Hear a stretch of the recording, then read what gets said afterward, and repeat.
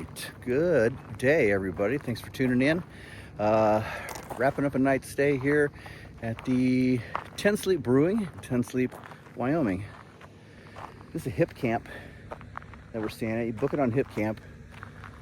Comes with showers, it's got potable water, porta potties, everything a man could ask for in life. Here you go.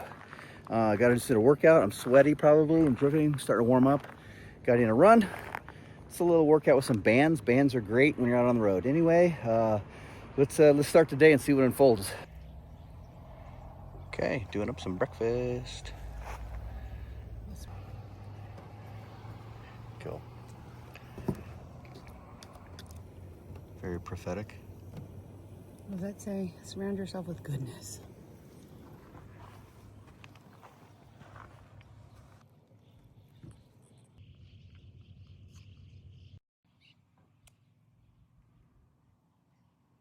All right, about to make some coffee. We are on record, so live at 5. Just in, Sparky making oatmeal in the morning. Do you want nuts in yours or no?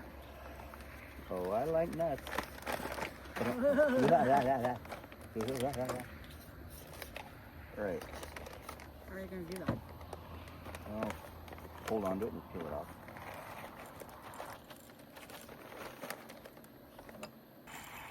Grinding beans, fresh beans. Grinding. Sparkle's playing Wordle over here. Yep. Battling with her friends, the Wordle Wizards. Shout out to the Wordle Wizards out there. Yeah, the Wordle Wizards. Who's in Wyoming. Who's the master, the best? Allison Cooper, because she keeps getting it in 2. I don't know how she does it. Okay. This breakfast brought to you by Quaker Instant Oatmeal. We had blueberries, some mega nuts. 2 of the extra, add to that. Delicious. Okay, everybody, we're starting out today. We got a pet Boys and the Beaver for good luck. Yes, that is the little face and whiskers of a beaver. All right, y'all, heading into church here, Mountain View, in Mountain View Assembly of God in 10 Sleep.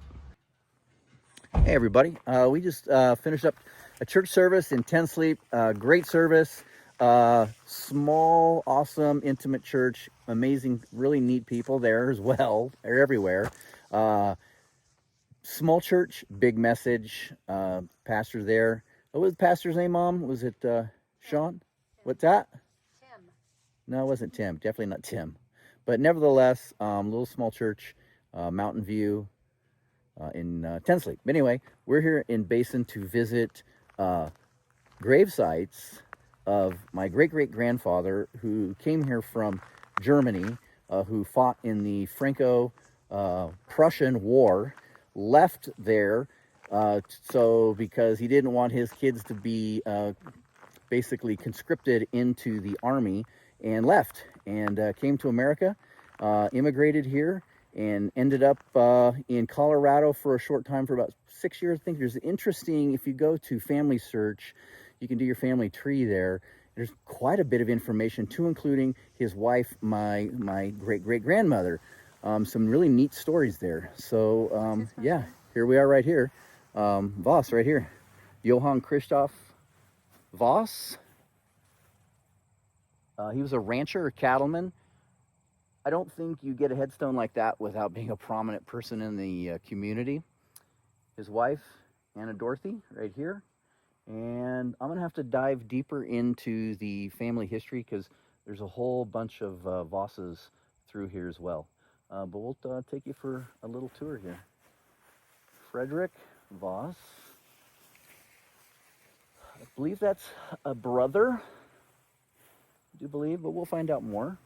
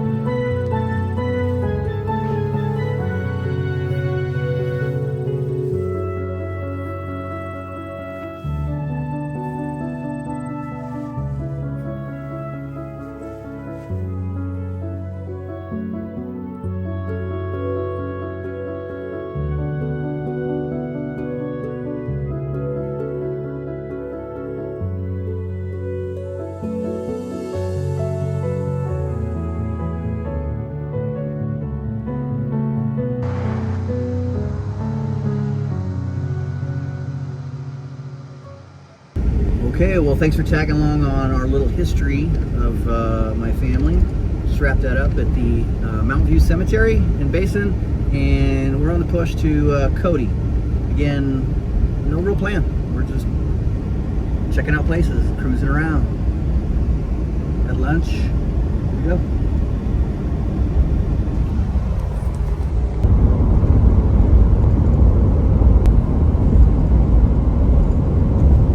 All right, just pulled into Cody, Wyoming. I think we're gonna stay here for the night. Gonna find a place to stay, probably a KOA, so we can walk places into town here. Custom cowboy shop. Yep.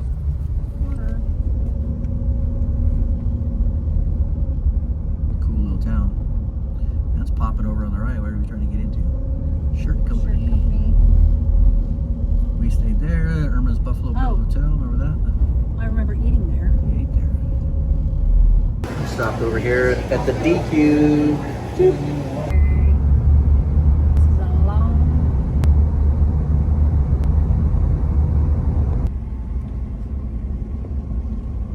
Buffalo Bill State Park.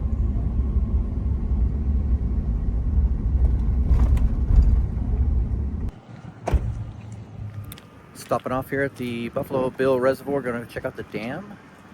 The weather is really nice out here. Yeah, beautiful.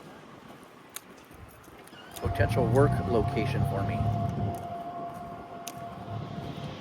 Outdoor recreation. All right, y'all. We're heading into the Cody Rodeo tonight. Still kind of hot, Yeah. huh? Still hot. Are you hot? I'm hot. You are hot. Yeah. All right, let's go have a little rodeo action fun. Let's go.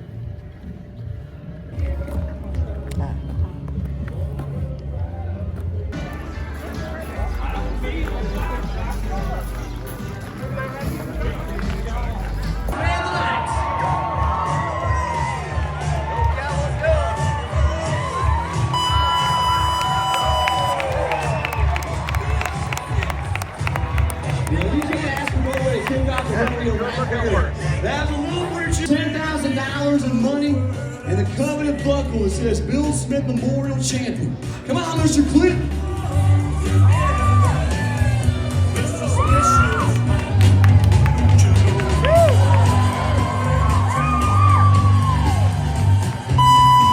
I would hate to be a judge tonight. I'll do that next thing.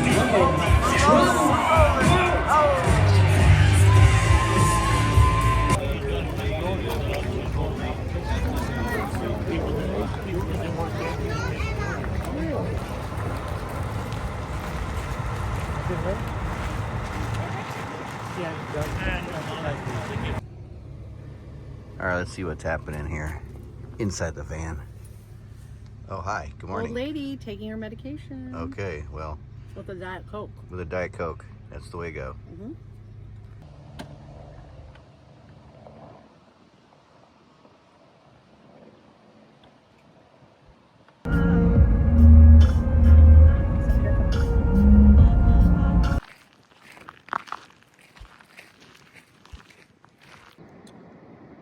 Photo of Chief Joseph. Dude is a badass. Straight up warrior.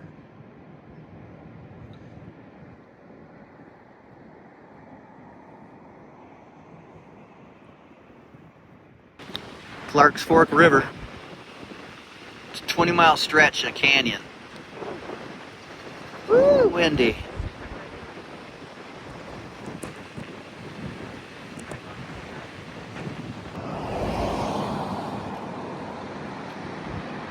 Okay, so I want you to pull out, scrambling down.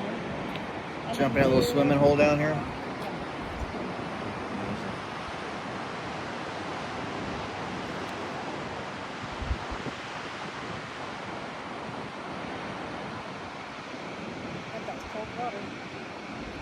Well, this giant canyon was carved by glacial melt, according to the signboards.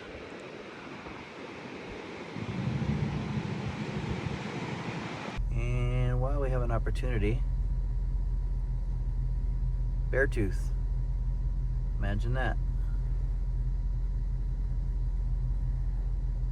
Super cool. All right, pulling into the K-Bar-Z Ranch. Turn Awesome. left on Road XVW. Way to get a better picture than me. Swamp. We are here at the K-Bar-Z Ranch in the Absaroka Mountains. I said at that time. Just south of the Beartooth Pass. Got the full camper setup going. Sparky's making some lunch. We are here to just relax at this point and just enjoy this place. There's Swamp Lake over here. We're gonna go over and kayak, I think, a little bit. Take you a walk over here. Right here they have showers inside here, laundry, a sauna, Swamp Lake out over here. Swampy here, she said, but it looks pretty out there. And beautiful view back this way. Yeah, volleyball or badminton net if you're interested. And these beautiful mountains up behind us, some rock formations. So yeah, we're just gonna kick it here. I think tomorrow, horseback ride in the morning, and probably, I don't know, we'll see what happens. He's winging it. What's the beauty of vacation and not having an itinerary? Lunch spread happening.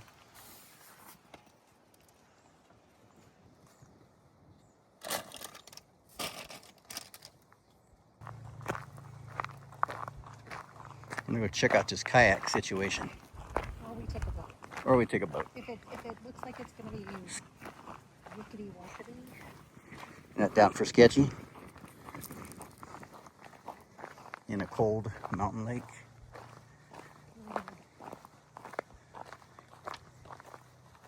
And we're out here kayaking. Swamp Lake. You right? Beautiful. I think Sparky's back there somewhere. Yeah, nice. Hey, Puma. What are you looking for? This cat's name's Puma. He's the ranch cat. Oh, and you're skinny. You're a little skinny ranch kitty. You got a cot? Got a sleepy ranch dog. Hey, buddy. You were running cattle? How are you? How are you? What's new? Sorry to wake you up. Okay, we're joining here in the dinner time at the ranch. Smells great. Absolutely awesome. America. America. America. What's going on? Ranch dog.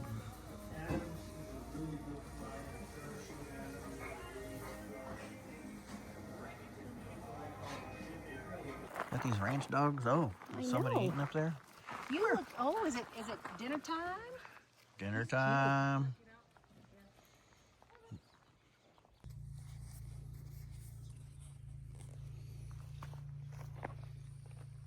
All right, campers, we're starting to wrap up day 5 here. Just had a great dinner, family style, here at the K-Bar-Z Ranch up here in the Absaroka Mountains. I don't know why that's a tongue twister for me, but it is. I'm working on it. Beautiful location, super nice people, very hospitable. It's a make yourself at home kind of place. Ranch hands are good dudes to talk to, living hard lives and sharing some of their stories and some of their families. Good salt of the earth guys. And now I'm just on a walk because I ate too much to shake a little food down in the legs. And looking for a good night's sleep tonight. Gonna go for a horseback ride tomorrow. Tomorrow's my birthday. I'll be 59, believe it or not. And yeah, this is finally a moment. I'm feeling just decompressed now. Just slowing everything down.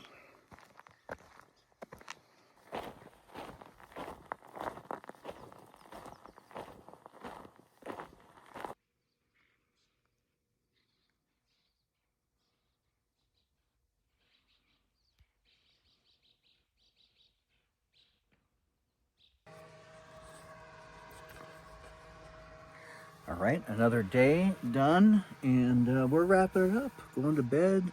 Nice cool evening up here at the K-Bar Z Ranch. Tomorrow horseback riding. I'm looking forward to it. You ready to go horseback riding there, Sparky? Yeah. Yeah, giddy up. Yeah, we're gonna wrap it up, but here's kind of the bed setup. Comfortable. Wool blankets if needed, and we're racking out. All right, good night, everybody.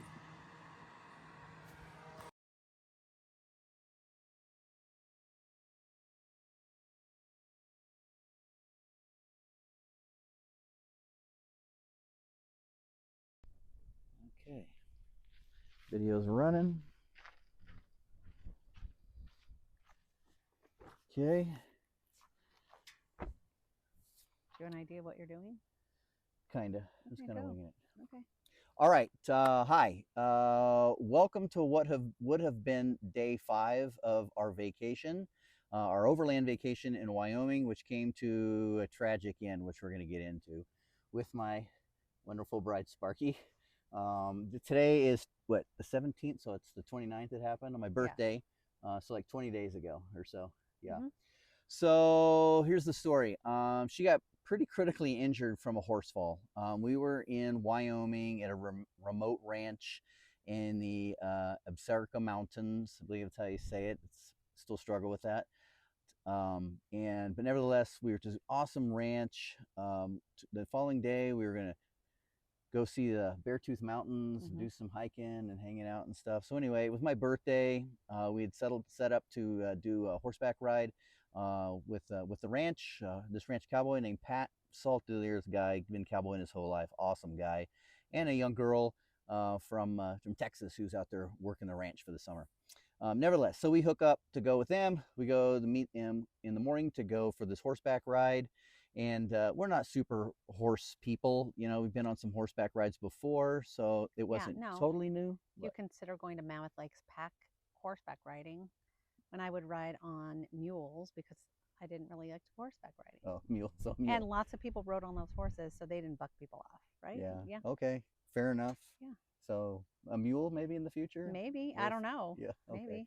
So it was a horse named Rusty, no fault of Rusty. So just to cut to the chase, I get on my horse, and they have a rock set up for folks. It's naturally there, I can tell. It's been there for thousands of years. Anyway, a rock set up there over by the horse corral for Kristen to get on. So she gets on the rock, and Katie's helping her. The young ranch girl's helping her, and the horse kind of starts to step out from the rock, and Sparky here sees that, and she's getting the gumption. And mind you, she was a little nervous to get in to begin with, which had me concerned because I see, Sparky's nervous. Horses read energy like crazy. And I'm kind of watching this over my shoulder. She's getting on, and then she just goes for it. She just meets the distance between the rock and the horse. Yeah, but it came down hard. I know. Yeah. Like, and overshot it. Yep. Came down hard onto Rusty. Overshot. Surprised Rusty, I would say. Right? Yeah. And he starts getting skittish, and then I grabbed the reins. Yep, pulled back on the reins, and what did the horse do? And that was a reaction. And then did he even rear up, or was he just? I don't even know. You don't remember? No, I just know. I knew I was going to fall. Yeah. The ranch staff was saying, "Jump off," of course, right? They were telling me to jump off. Yeah, jump off. Because things were getting weird. So at least you I can control your fall. You don't remember that? Oh no, nothing. Okay. No, nothing. Yeah. I didn't remember hearing them say, "Don't jump off." Frightening. So Sparky pulls back on the reins. Rusty walks back. She freaks her out. Rusty's freaked out. She pulls back a little more, and what does Rusty do? He rears up, and she goes off over the left hind quarter, and Sparky falls on her left side, and boom, not moving. And I'm like waiting. I've seen her like get hurt before when we're out doing stuff, and she takes a minute to like, oh yeah, right, to sure. see if you're moving, things move. And so anyway, the ranch staff freaked out. The horse I was on freaked out. I was able to it was weird. I'm worried about my wife, and now I'm trying to hurry up and get off this horse who's freaking out and trying to calm him down so I can get off, which happened. So I quickly get off my horse. I go to my wife, and I've been doing emergency medicine and policing and seeing a lot of stuff. Yes, it is my wife, granted, but I have agonal respirations, if you've heard that before, and like the way her eyes looked. Were my eyes open? Yeah, your eyes were open, Mm. like 1,000-yard stare. I can finally tell the story without crying. And 1,000-yard stare, and these snoring, that respirations that to me is like, someone dying, right? Maybe I've heard I it just before. got the wind Oh, knocked out you of me. you got the bejesus knocked Yeah. out of you. And so she's on her left side. I support her airway to help that, and nothing. So I immediately asked the staff, what's your med plan? I'm coming from California, of like everything's got people have plans for stuff and specialists, and they're like, yeah. I said, well, we need to call 911.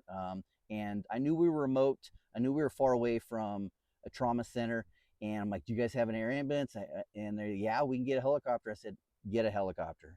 So they had to drive a quad back to go call 911. And now it's just my wife and I lying here at this corral. And I am now at this point screaming to God for help. I was on my knees, holding her, crying out for God in that moment, because all I could do, she wasn't bleeding, nothing was broken, there's nothing for me to do, obviously. And I needed him in that moment, and he came through. And she was out for, I want to say, like 10 minutes ultimately. The staff, oh, mind you, at some point during that, when they're gone, she has a seizure. She does the old decorticate seizure, which scared the snot out of me. I'm thinking, this is it. You have a seizure for a brief moment, and then that stops, and then you settle, and then your breathing starts to smooth out, and then I know you've heard this story probably a couple of times. So you're going to say something? No, I was just, no. When did I start talking? I don't know. Yeah, it was a while. And your eyes slowly moved, and then I was holding your left hand, and I yelled, "You squeeze my left hand if you could hear me," and you did. Mind you, you're still like out.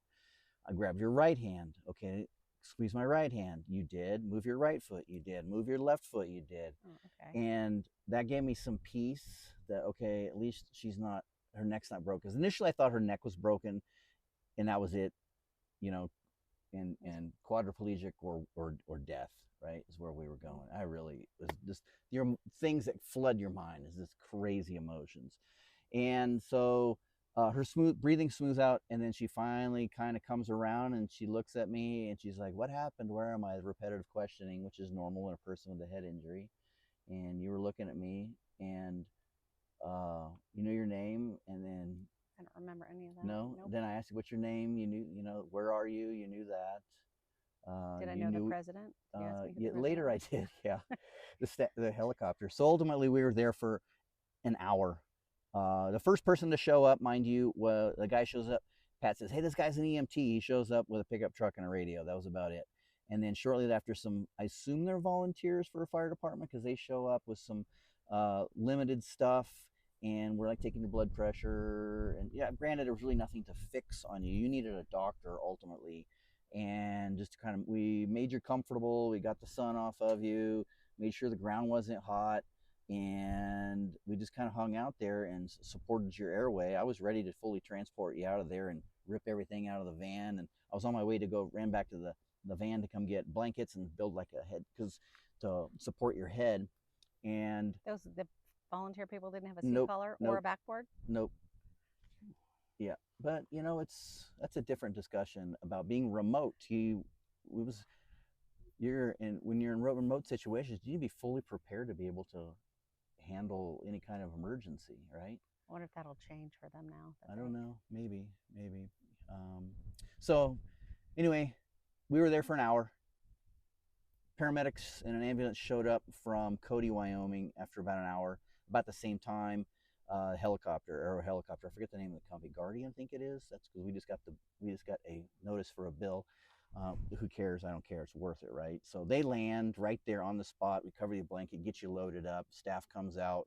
And at this point you're talking, and you actually have some sense of humor. Do you still not remember any of that? Did I say something funny? Yeah, you still had some wit about what you. did I say? I don't remember, because I don't remember, right, the situation.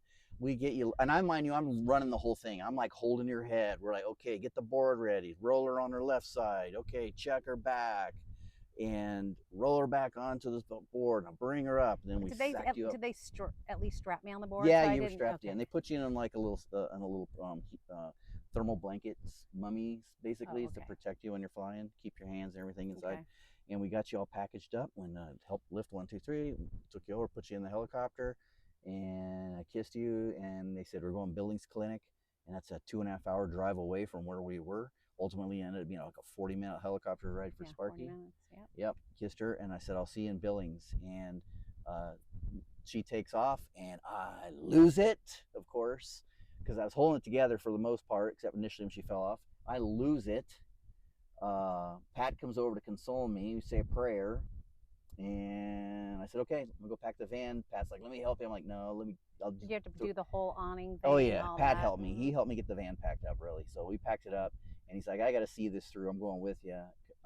Because the owner of the ranch, she Did was he down go in with you? Billings. Yeah, he rode with He me. rode with you? Yeah, Oh, that was nice. was I didn't know that. Yeah, he was. There's no way I was leaving Pat there at the end of it, and because he's like, I got to see this all with you. Oh, One that for was me nice. to make sure that I get there safely. Yeah. He wanted to drive. I'm like, no, dude, I can drive. I'm okay with that. But he rode with me. We made it all the way down, and you called me when I was on the way to the hospital, which gave me some peace of mind. I called you? You did. You remember that part? No. Nothing. No. You called me and said you got a pelvic fracture. She has a pelvic fracture and a concussion. And they were still trying to figure out what was her neck and back. But it was nice to be able to hear your voice. So I was at 30 minutes away at that point, probably. And then I get there, and you're in the emergency room, sitting kind of up in a reclined position. No C-collar on. I was, scanning what's going on. You had just a Heplock IV, no IV hooked up, just you hooked up to a monitor, and no C-collar, which gave me peace of mind. And then ultimately, she ended up with a nasty concussion and a pelvic fracture, front right pelvic fracture, and fracture in your sacrum, I believe it was. Yeah, but it's on. I have on my left. I have left. it on That's left your and right. left rear sacrum. And Oh, is that why? yeah, Okay. yeah, it's right where your pelvis comes around and it meets like your tailbone. It's at the base of your spine, and we won't get into anatomy class. And I forget the bone. It's the prominence in the front right hip that cracked, which is not uncommon for these things. So she had kind of a fracture in 2 parts of the rings of her pelvis, in the back side and the front side. But nevertheless, the next day she was in Billings for 3 days recovering. The second day she couldn't get up because she was just violently vomiting. Yeah. That was not fun. I didn't like seeing my wife that way. But every 12 hours she got a little bit better. And ultimately I flew my daughter out to come be with us, because the plan was to get you on a first-class ticket, and the pusher assistance wheelchair, God bless those people, in the airport to get you around. Yeah. It was a pretty smooth transition for you, huh? Right, for the most part. They were nice. Yeah, everybody was good. It's good. And so that incident was 20 days ago, and she's doing pretty good. She's a tough lady, very resilient. Yeah. So I'm glad to have her. I'm glad, the Lord was working in so many ways on this trip, even before. Just so many gracious people and helpful people that are so thankful for. But anyway, lady of so many words. So many words. We'll get you out of your shell. If you're new to this, I'm the extrovert, if you didn't know, and she's the introvert. But I'm funnier. She is funnier. I'm funnier. And then you get to know her. Yeah, she's Sorry. Yeah, it's true. It's true. Yeah. All right. Anyway, thanks for checking out. That's for everybody, our friends and family that wanted to know what happened. That is ultimately the story. It's 8 to 12 week recovery for her pelvis, and your brain's doing pretty good. No fogginess, nothing. No headaches, no blurred vision. God bless, man. That was so. You just don't know. The trauma surgeons, like with your head, it could be days, weeks, or a year, which is true, because the more they know about the brain, the less they know. And concussions are a real injury. So we got no more concussions for you. No more concussions. No. All right. Any more horseback riding? No horseback riding. No horseback. Any mules? No, I don't No, you're do done. that. I'm done. I think we're done. Yeah. Anyway, I think we're going to wrap this up being done here as well. Thanks for tuning in and checking it out. That's it. Yep. So we'll see you soon. If you like what you see, like, comment, and subscribe. And find your true north.